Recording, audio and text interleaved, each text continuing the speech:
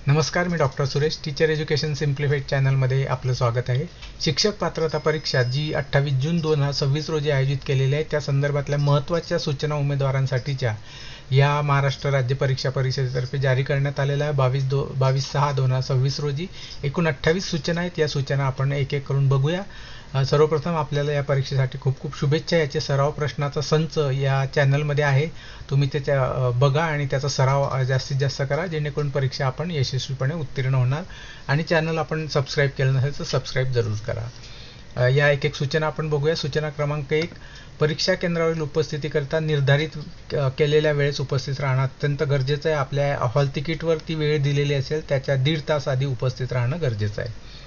परीक्षेच्या वेळी आपल्याला हे जे ॲडमिट कार्ड आहे ते वेबसाईटवरनं डाउनलोड केलेलं, मूळ डाउनलोड केलेलं जे प्रिंटआउट आहे ते प्रिंटआउटला आपल्याला तिथे आवश्यक आहे. त्या प्रिंटआउटशिवाय ॲडमिट कार्डच्या प्रिंटआउटशिवाय प्रवेश मिळणार नाही. दोन ॲडमिट कार्ड आहे. पेपर 1 साठी वेगळं आहे आणि पेपर 2 साठी वेगळं आहे. यासाठी आपल्याला किमान दीड तास अगोदर उपस्थित असणं गरजेचं आहे, ज्यामध्ये उमेदवारांची तपासणी केली जाते. म्हणजे खिशामध्ये काय आणलेलं आहे का, सोबत काय आणलेलं आहे का, ही तपासणी केली जाते. बाकी अर्थात सामान काही नसतं त्या ठिकाणी, त्याचं अलाउडच नसतं.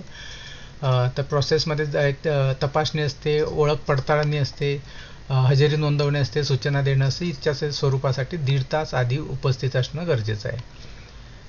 परीक्षेच्या दिवशी ऐनवेळी उद्भवू शकणाऱ्या अडचणी आहे, वाहतुकीच्या समस्या, आंदोलन, मोर्चे, अतिवृष्टी इत्यादी बाबी लक्षात घेतल्या पाहिजे. म्हणून त्या दृष्टीने आपलं नियोजन करायचं येण्याचं. म्हणून 1 दिवस आधी ते सेंटर बघून या, जेणेकरून आपल्याला तिथे जायला किती वेळ लागतो हे अंदाज येईल. आता पावसाचे दिवसही सुरू झालेले आहेत आणि परीक्षेच्या वेळेमध्ये बऱ्याचशा अडचणी येऊ शकतात.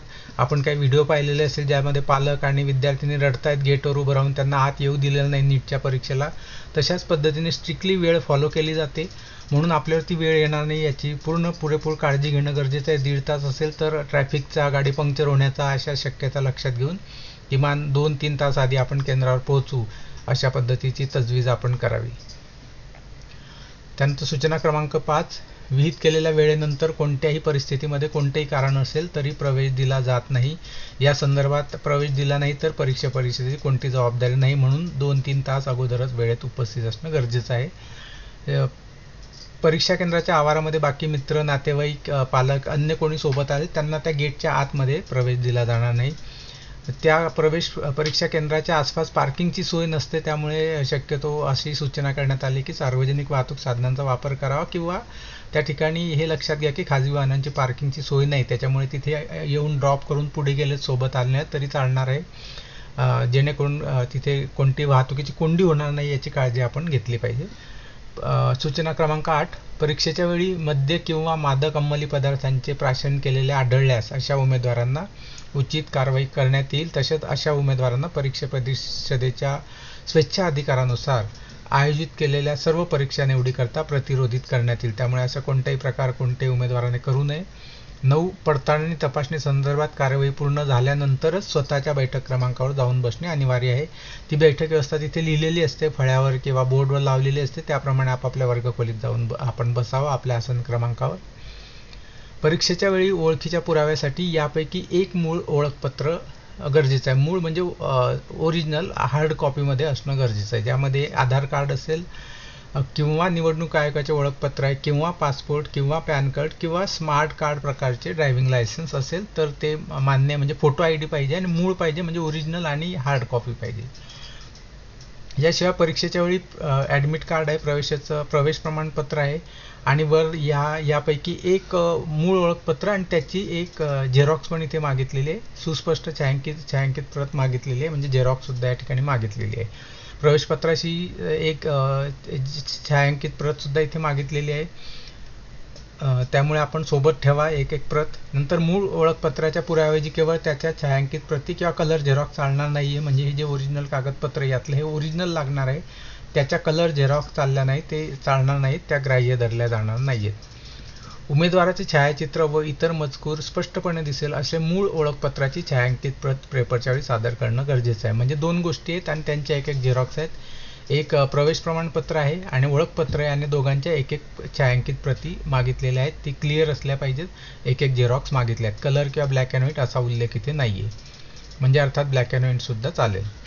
14 काही जणांकडे आधार कार्ड नसतं. आधार कार्डच्या ऐवजी UIDIAच्या संकेतस्थळावरून डाउनलोड केलेलं आधार असेल तर ती प्रिंटआउटसुद्धा चालणार आहे. मात्र त्याच्यावर नाव, पत्ता, लिंग, फोटो, जन्मदिनांक या तपशिलासह आधार निर्मितीचा दिनांक आणि डाउनलोड केल्याचा दिनांक असल्यासच तो फोटो आणि रंगीत प्रिंट असेल तरच ती आधार मानला जाईल. अन्यथा जर आपल्याकडे हे नसेल तर आपण आपलं या 5 पैकी एक आधार ओळखपत्र आणा. शक्य असेल तर एकापेक्षा 2 आपल्याकडे असतील तर ते सुद्धा घेऊन एक नाही चाललं तर दुसरं तुम्हाला त्यावेळेस दाखवता येईल. नावामध्ये बदल झाणाऱ्यांसाठी खूप महत्त्वाचं आहे. त्यांनी नावात बदल झालेल्याचा जो पुरावा आहे तो पुरावा सोबत आणणं गरजेचं आहे. म्हणजे जर मॅरेज सर्टिफिकेट असेल किंवा राजपत्र असेल किंवा राजपत्रित अधिकारी यांच्याकडून नावात बदल झाल्याचा दाखला असेल, म्हणजे ॲफिडेव्हिट असेल किंवा नोटरी केलेलं असेल, हे ओरिजिनल आणि त्याची एक झेरॉक्स इथे आणणं गरजेचं आहे. तर परीक्षा कक्षामध्ये कोणतं साहित्य घेऊन जाण्यास परवानगी आहे, म्हणजे सोबत जे पालक आलेले असेल त्यांनी लक्षात ठेवा की कोणकोणत्या गोष्टी आतमध्ये पाठवायच्या आहेत आणि कोणत्या गोष्टी सोबत ठेवायच्यात. तर सोबत घेऊन जाण्याचं साहित्य काय काय? परीक्षा परिषदेच्या ऑनलाईन अर्ज प्रणालीच्या संकेतस्थळावरून डाउनलोड केलेलं, प्रिंट केलेलं म्हणजे ॲडमिट कार्ड आहे. त्यानंतर मूळ ओळखपत्र आहे. नंतर मूळ ओळखपत्राची झेरॉक्स आहे आणि प्रवेशपत्राची पण झेरॉक्स आहे. वर लिहिलेलं आहे. काळ्या किंवा निळ्या शाईचे बॉल पॉईंट पेन म्हटलेलं लक्षात घ्या. जेल पेन नाही चालणारे, बॉल पॉईंट आहे काळ्या किंवा निळ्या शाईचं ओळखपत्र आहे. ओळखपत्राची झेरॉक्स आहे आणि पाण्याची बाटली जर गरजेची असेल तर पण ती पारदर्शक असावी. याच्या व्यतिरिक्त कोणत्या गोष्टी नाही आहे ज्या जनरली सोबत घेऊन येतात विद्यार्थी, त्या कोणकोणत्या त्या आत चालणार नाही आहे. ते पालकांजवळच बाहेर किंवा बॅगमध्ये ठेवावं. त्यामध्ये पाऊच आहे, बॅग आहे, पर्स, नोट्स, पुस्तक, लेखन पॅड इत्यादी या गोष्टी परीक्षा कक्षामध्ये नेण्यास मनाई आहे. 18 क्रमांकाची सूचना आहे. कोणत्याही प्रकारचे बूट, शूज आणि सॉक्स हे वर्गखोलीमध्ये परवानगी नाही आहे त्यांची. उघडे पादत्राणे जसे की चप्पल, स्लीपर, सँडल, इतर हलके फुटवेअर घालावेत. बंद प्रकारचे अलाउड नाही आहेत. दिव्यांग उमेदवारांसाठी प्रपत्रे भरून त्यांनी ह्या वेबसाईटवर स्वतःच्या लॉग इनमध्ये आपण अपलोड करणं गरजेचं आहे, जेणेकरून जो वाढीव वेळ आहे तो वाढीव वेळ ते त्या ठिकाणी मिळेल. संकेतस्थळावर फक्त प्रपत्र 3 अपलोड करावे आणि प्रपत्र 3 अपलोड करण्याची सुविधा त्याच उमेदवारांना आहे ज्यांनी ॲप्लिकेशन भरताना, TETचं ॲप्लिकेशन भरताना लेखनिक किंवा मदतनीसची मागणी केलेली असेल, म्हणजे फॉर्म भरताना केली असेल तरच ते आता अपलोड करण्याची सोय होईल. ते 3 तिथे लॉग इनमध्ये दिसेल. तसेच सदर प्रपत्रे उमेदवाराने परीक्षेच्या दिवशी समवेक्षक किंवा केंद्र संचालक म्हणजे हॉल तिथे परीक्षा आहे त्या ठिकाणी आपल्याला जमा करणं गरजेचं आहे. तथापि आवश्यक कागदपत्राव्यतिरिक्त इतर कोणतेही कागदपत्र परीक्षा कक्षांमध्ये घेऊन आल्यास परीक्षा परिषदेच्या सूचनांचे उल्लंघन समजून संबंधितावर नियमित कारवाई करण्यात येईल. म्हणून कागदपत्र जी न्यायची ती व्यवस्थित जेवढी आवश्यक आहे तेवढीच न्या. सूचना क्रमांक 20. उमेदवारांनी पेपर क्रमांक 1 आणि पेपर क्रमांक 2 साठी ज्यांनी नोंदणी केली त्या उमेदवारांना 2 प्रवेशपत्र देण्यात येणार आहेत आणि दोन्ही पेपरचे बैठक क्रमांक सुद्धा वेगवेगळे असणार आहेत. म्हणजे चुकून असं समजू नका एखाद्या पेपर आहे आणि त्याच्यावरच काम होणार. तर 2 दिलेसे पेपर 1 आणि 2 तर 2 ID कार्ड आपल्याला 2 प्रवेशपत्र डाउनलोड करायचे आहेत.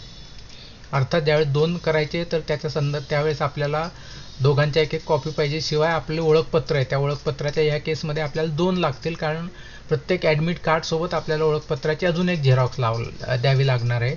नावात बदल असेल तर कदाचित त्याची अजून एक झेरॉक्स द्यावी लागणार आहे.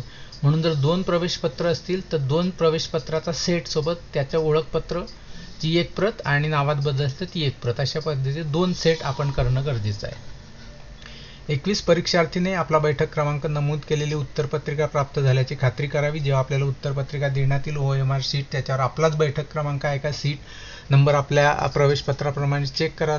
उत्तरपत्रिकेवरील माहिती व उत्तर नोंदवण्यासाठी काळ्या किंवा निळ्या बॉल पेनचाच वापर करा. लक्षात घ्या, बॉल पेन आणायचा आहे, जेल पेन आणायचा नाही आहे. 22 उत्तरपत्रिकेवरील परीक्षा दालनात प्राप्त प्रश्नपत्रिकेचा संच कोड ABCD 4 पैकी एक सेट असेल तुमच्याकडे तो जो सेट तुम्हाला मिळाला तो सेट समोरील संबंधित गोल अचूक गिरवावा. उत्तरपत्रिकेवर ABCD 4 ऑप्शन असतील, त्यातले प्रश्नपत्रिकेवर बघा कोणता सेट आहे, तो सेट असेल त्या पद्धतीचे A किंवा B जो असेल त्याच्यावर आपल्याला अचूक गोल गिरवायचा आहे. मुद्दा क्रमांक 23, उत्तरपत्रिकेवर दिलेल्या योग्य पद्धतीनुसार अचूक नोंदवावे. अयोग्य पद्धतीने नोंदवलेले उत्तर ग्राह्य धरले जाणार नाही. म्हणजे काय काय नाही करायचं आहे उत्तर तिथे गोल करताना? अर्धवट गिरवलेले गोल, खाडाखोड किंवा एकाच प्रश्नासाठी 2 गोल गिरवले असतील तर अशी उत्तरे तपासली जाणार नाहीत आणि त्यांना गुण दिले जाणार नाहीत. त्यामुळे खात्री असल्याशिवाय त्या ठिकाणी उत्तर देऊ नका. 24, प्रत्येक प्रश्नापैकी पर्यायापैकी कोणते तरी एकच उत्तर बरोबर आहे. एकदा गिरवलेला पर्याय बदलता येणार नाही, कारण आपल्याला ऑनलाईनमध्ये CBT मध्ये सोय आणि सवय असते की आपण ते पुन्हा एडिट करू शकतो आणि क्लिक करून ते चेंज करू शकतो. तशी सोय इथे नाही. ही कागदावरची परीक्षा OMR आहे, शीट आहे. एकदा त्याच्यावर गोल केल्यानंतर पुन्हा त्यात बदल होणार नाही. आधी नोंदवलेले उत्तर पुसण्यासाठी खोड रबर, ब्लेड, व्हाईटनरचा वापर करू नये. अशा उत्तरास गुण दिले जाणार नाही. एकदा तिथे गोल केलं की त्याला खाडाखोड करता येणार नाही, म्हणून ज्यावेळेस खात्री होईल त्याच वेळेस आपलं उत्तर तिथे नोंदवा. 25, परीक्षेची वेळ संपताच सोडविलेल्या व न सोडवलेल्या प्रश्नांची संख्या अंकात उत्तरपत्रिकेवर लिहिणं गरजेचं आहे. ती संख्या आपण व्यवस्थित मोजून त्या पद्धतीने लिहा. मुद्दा क्रमांक 26, उमेदवाराने परीक्षा कालावधी संपल्यानंतर मूळ उत्तरपत्रिका समवेक्षकांकडे देऊन कार्बन प्रत म्हणजे तिसरी प्रत स्वतःकडे ठेवायची आहे. म्हणजे इथे उमेदवाराकडे उत्तरांची एक प्रत असणार आहे आणि तशीच स्वाक्षरी त्या जे समवेक्षक असेल त्यांच्याकडे करायची आहे. आणि तसेच परीक्षा संपल्यानंतर समवेक्षक जोपर्यंत सांगत नाही तोपर्यंत परीक्षा दालन सोडायचं नाही आहे. 27, प्रश्नपत्रिकेत कोणत्याही प्रश्नांच्या उत्तरांची नोंद करू नये. प्रश्नपत्रिकेवर काही लिहायचं नाही आहे. प्रश्नपत्रिकेचे कोणतेही भाग मूळ कागदापासून वेगळे करायचे नाही आहेत. 28, महिला उमेदवारांना कोणतेही कपडे, दुपट्टा, ओढणी किंवा बुरखा परिधान करण्याचे स्वातंत्र्य राहील. तथापि लाईव्ह CCTV मध्ये सर्व उमेदवारांचे चेहरे स्पष्ट दिसावेत यासाठी परीक्षा कालावधीत वर्ग खोलीमध्ये बसलेले असताना मानेच्या वर म्हणजे कानावर, डोक्यावर, चेहऱ्यावर, तोंडावर कोणत्याही प्रकारचा कपडा आवरण असता कामा नये. म्हणजे CCTV मध्ये चेहरे स्पष्ट दिसतील. अशा या 28 सूचना आहेत. या सूचना आपण व्यवस्थित काळजीपूर्वक वाचा आणि या ठिकाणी जी प्रवेशपत्र डाउनलोड करण्यासाठीची लिंक आहे इथे आपण ती लिंक क्लिक करून इथे ते करू शकतात. याशिवाय प्रपत्र 3 जे आहे दिव्यांग उमेदवारांसाठी त्याची सुद्धा इथे लिंक दिलेली आहे.